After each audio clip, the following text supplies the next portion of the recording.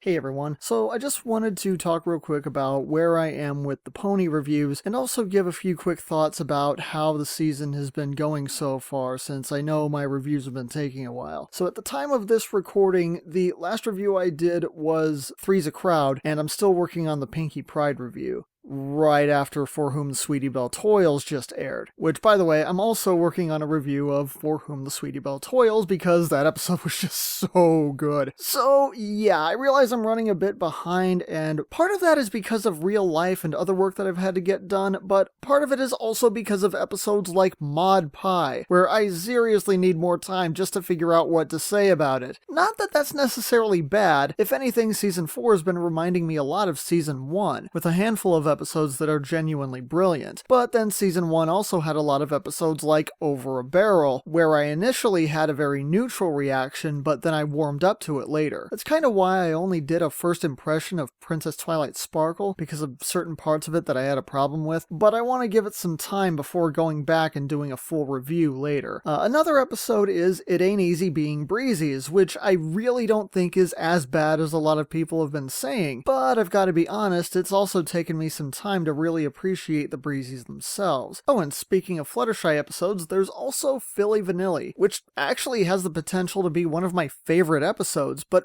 weirdly it has to try and reboot part of the series' continuity. Yes, even if the musical segments are intended to be metaphorical and so they don't count. But it's done in such a way that seems so unnecessary and ultimately has so little consequence that I've been going back and forth about just how much of a problem it really is. Unfortunately, there have also been a few crappy episodes like Rainbow Falls. And by the way, going back to my Rainbow Falls review, giving the episode a derp out of 10 does not mean 0, as some people have assumed. I even said that it had a few good qualities and I would still be willing to watch it again, so why would I give it a 0? It just seems like so little effort went into making the episode coherent, and it gets really confusing whenever it tries to balance its humor with seriousness. Or to put it another way, I just don't know what went wrong. I mean, if all you can do is use Derpy as a band-aid to cover up the fact that nothing else works, then I'm not going to bother giving this episode a real score. And since Derpy was the best thing in the episode anyway, it only seems fitting that she got the final credit. But anyway, so yeah, crappy episodes, and I know a lot of people would include the Breezy episode on that list. And personally, I thought it definitely had its problems, but it ultimately had a great lesson at the end. One of the better ones this season, and for that, I'm willing to forgive a lot. I've noticed that the worst episodes this season also tend to have the worst lessons, and the one that really stands out to me is Some Pony to Watch Over Me. I know a lot of people thought Applejack was really funny or cute at the beginning, but personally, I've seen this kind of behavior in real life, and looking at it from Applebloom's point of view, I found it to be really depressing. On top of that, the story can't seem to advance without the characters doing something stupid, like Scootaloo cheering from her hiding spot, or the Chimera just not having any direction at all. Like, ooh, I'm gonna be really intimidating, but for no reason now I'm gonna worry about the pies. And holy fuck, everything about the ending was just wrong. Bad advice for kids,